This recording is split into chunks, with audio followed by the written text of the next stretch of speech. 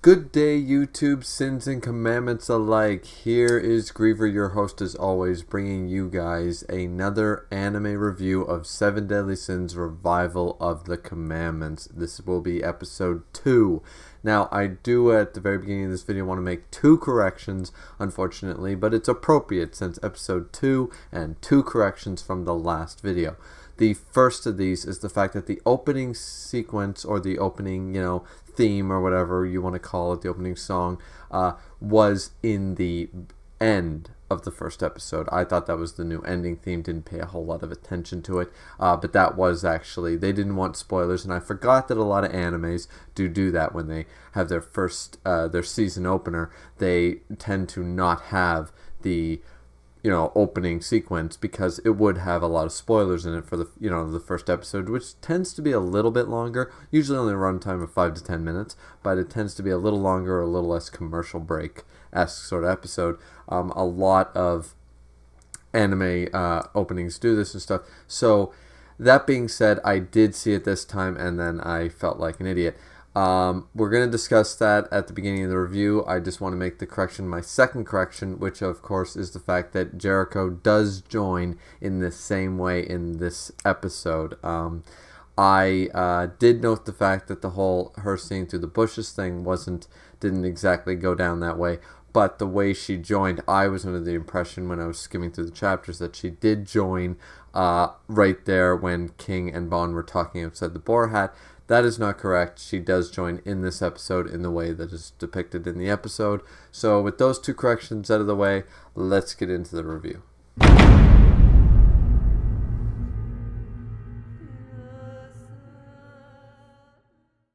Okay, so let's start with the opening sequence. I like the opening. I wasn't crazy about the beginning of this new song compared to the first season, but I do like the song about halfway through, about 20-30 seconds in. I just find the very beginning, like the first 15 seconds, I was like, I don't think I'm going to like this song. The rest of it was pretty good. Not my favorite, but it'll probably grow on me like a lot of other opening songs, especially in another language. When you don't really understand the language, it's very easy to dismiss or really like a song right away. And sometimes that's just based on the different voice style of different cultures and different people, but also because of the music behind it. I tend to listen to the actual music itself behind the voice when I can't really understand the lyrics.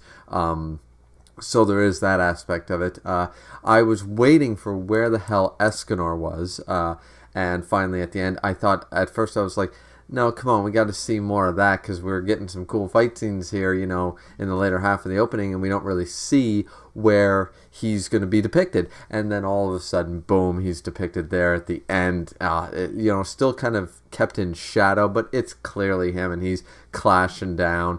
I was like, all right, I'm cool with that. I know he's going to appear in this season because, it seems like in the first episode, we kind of did the first half, maybe 5/8. I wouldn't go as far as 3/4 of the 10 chapters starting of the arc. We went from chapter 101 pretty much up to chapter 109, and now and we skipped a few points in there. But now in this episode, it seems like we're going backwards to about chapter 103 and covering the other side of it up until chapter 109, 110. So it seems like every 2 episodes is going to cover roughly now, at least these first 2 have shown us that they're going to be covering roughly 8 to 10 chapters within 2 episodes. So we should be seeing Escanor relatively soon, I would think, probably by episode 4 or 5, in a full episode, not one of those, like at the end of episode 4, you see him, at the very end of the episode, at the very end, like looking up from his bar. No.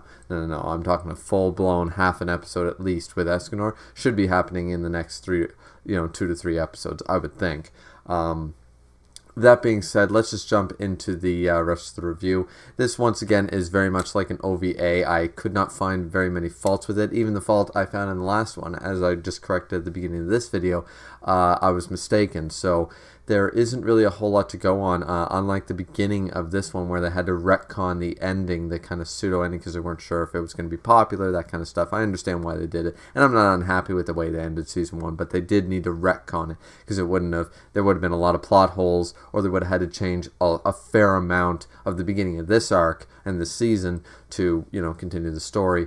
Everything's pretty much panel for panel, though I found the introduction from with Bon and King and Jericho actually arriving at the Fairy King's forest, I thought the layout was very beautiful, but I thought the reactions to Bon being the Fairy King and his reaction with Elaine, maybe it's because it's in Japanese, but I don't think that's the case, because even the overtone, I feel like the manga depicted this scene way more powerful, much better, and much more devastating when King flies up to everyone like, oh, everyone, I'm so glad you're alive. And everyone's like, oh, you traitor, and that one fairy kind of stops and says, you abandoned us and Elaine and all this stuff, and Bon was the one who planted the seed to keep the Fairy King's forest alive.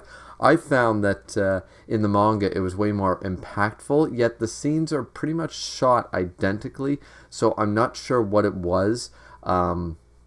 I don't know. It kind of got lost in translation for me a little bit there. We do jump a little bit over the place. There's not really a whole lot to cover here in regards to plot development as far as the Fairy King's force. We know Bon's looking for a way to revive Elaine by the end of it.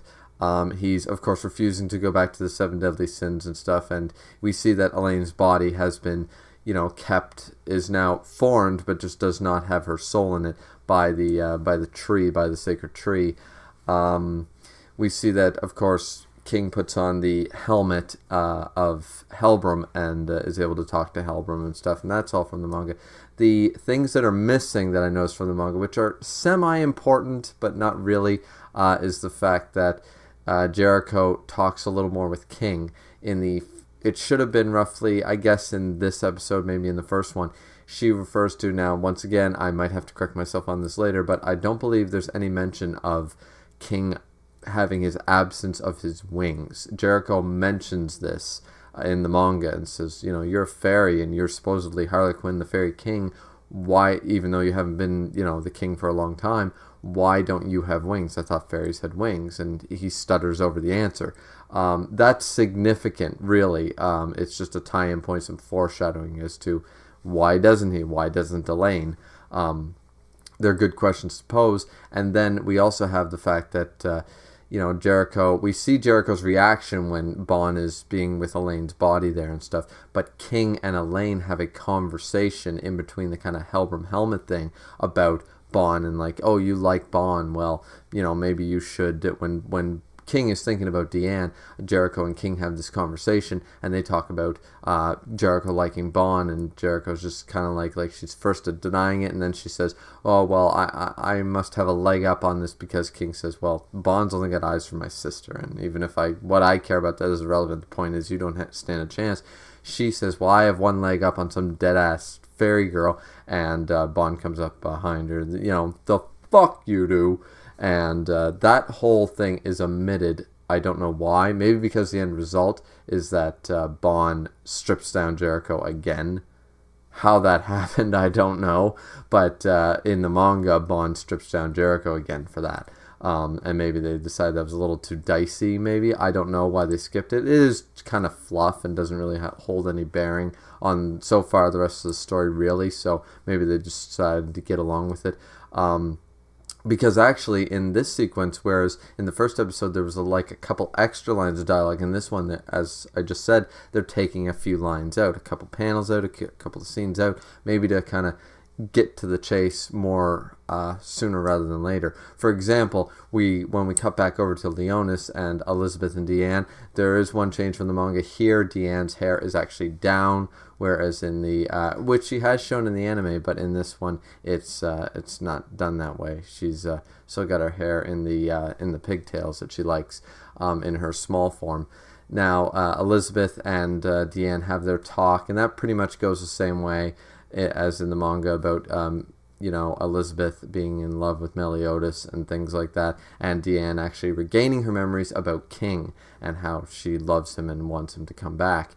And Deanne, of course, trying to convince Elizabeth to go after Meliodas. Now, this is shot separately or switched in the manga, whereas Elizabeth in the anime goes to the boar hat first and asks about, I want to, take off. And I should note here, this is the scene which doesn't really change much. Gil Thunderhowitzer and Griamore, the three misfits, I'll start calling them as Meliodas did, the three misfits, they did follow Merlin's advice. They go to Dreyfus's room, and that scene's extended a little bit in the manga about them discussing the demon seal and stuff that they found in Dreyfus's room. They decided to take a journey to try to figure out, what happened to the two great holy knights, being Hendrickson and Dreyfus, and they take off and they say their goodbyes to Margaret and Veronica, respectively.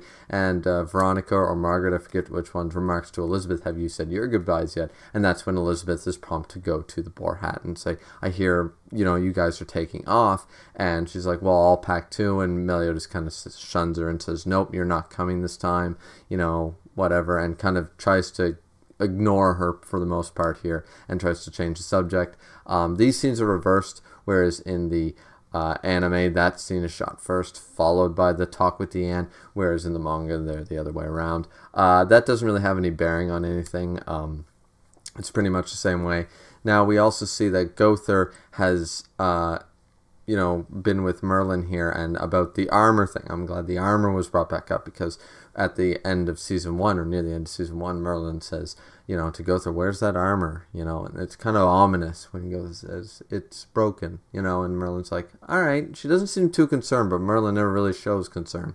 So she goes, "Well, I'll make sure to get you a new set as quickly as possible," and there must be a reason for that. Of course, we all know. And so Gowther is tasked to take these pills and all this stuff, and take one a day, these tablets, and then once he walks out of the tower, he just dumps the whole bottle and shows he didn't even swallow the first one.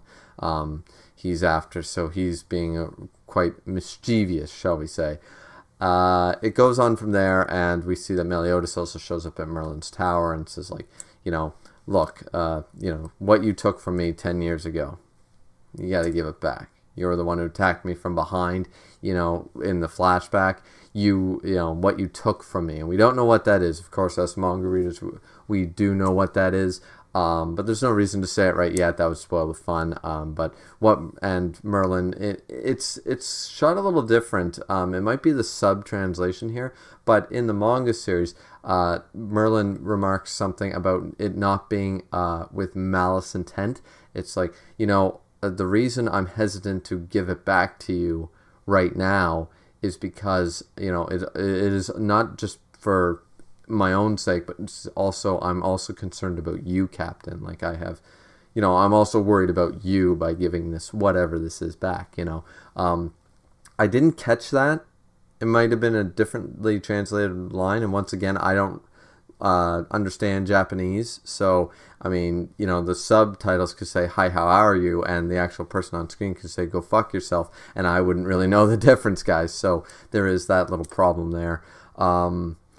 But for the most part, I couldn't find that subbed anywhere. I only watched 2 versions of the episodes that were kind of similar, but they did have their differences. But I didn't see that line in there, and I find that significant in that scene where Meliodas kind of says, "Give me back, what you stole or what you took," and Merlin, they still have that, but Merlin's saying the fact that she's also concerned about giving this back for the captain's sake as well as others.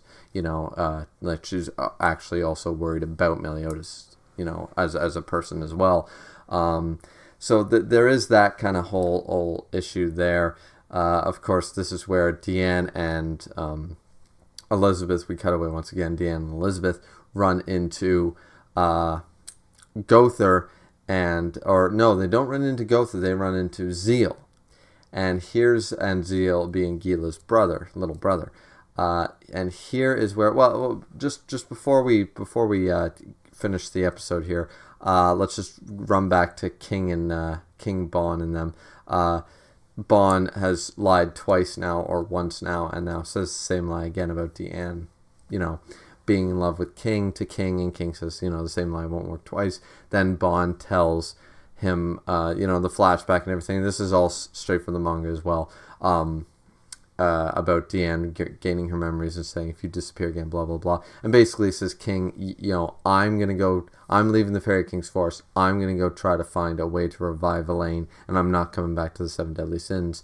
In the manga, this scene is a little bit more extended, but it gets the same just across. No loss of information there, other than we find a little bit more regret in the manga, where Bond seems to continuously mention, like, "I attacked my best friend," am I worthy of anything anymore? He doesn't say it with any emotion behind it, and he's stoic face and all that stuff, but it still comes across that he keeps bringing that up, that he, was willing to trade one person's life for another, and that kind of stuff.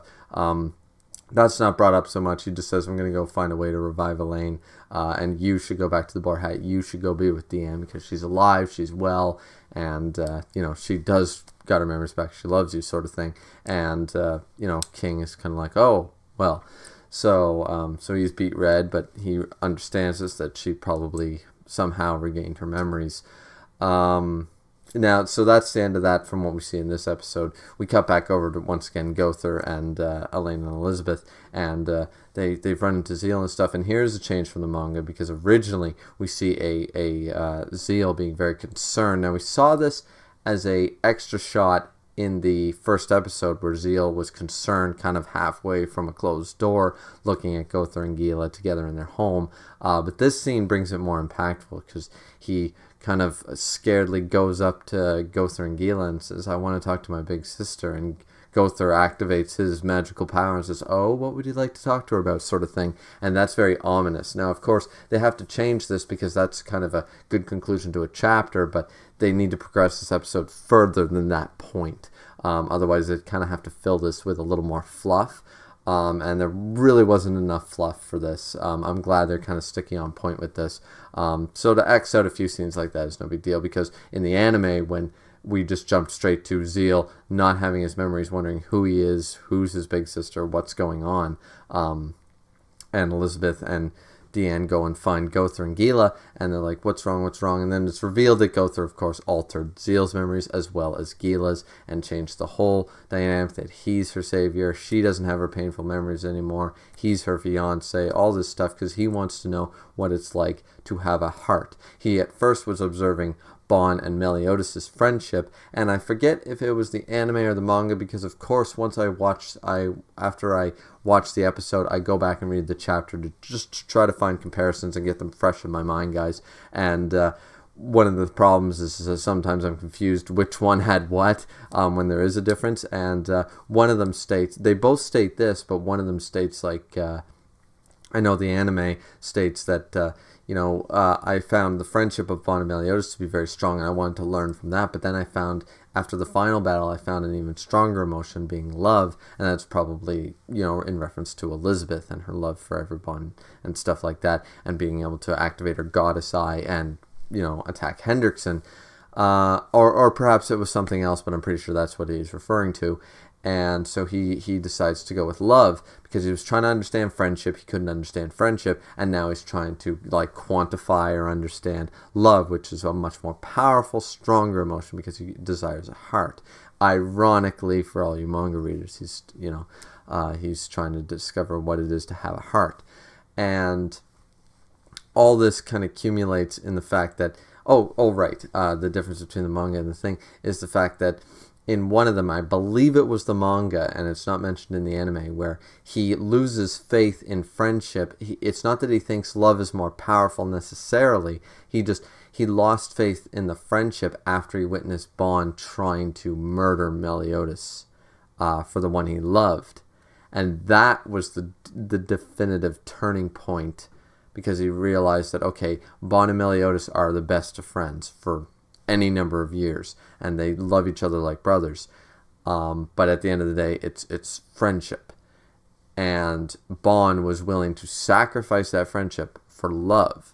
So in Gowther's mind, being very, a doll, being logical, 2 + 2 = 4, he realizes that, greater than, love greater than friendship, because Bon just did it. Bon had the best of friendships with Meliodas that he could see, and then realized that Bon was still willing to sacrifice that friendship for the love for Elaine.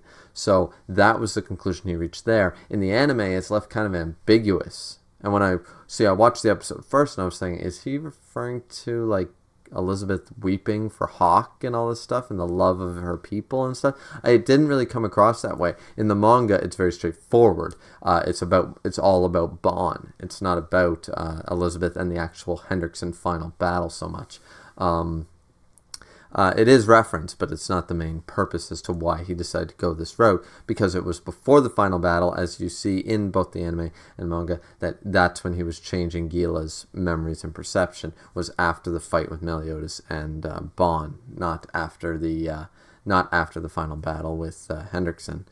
So this all accumulates in the fact that Diane goes on her tirade about losing her memories and now regaining them, and how saying that, like, this is not the way to go about this. What is wrong with you, Gowther? You know, these feelings. I lost my memories like at least once, and I think, yeah, at least once, and I regained them not because anybody gave me something to bring them back. It's because these memories were important and they are etched deep within my soul and my heart.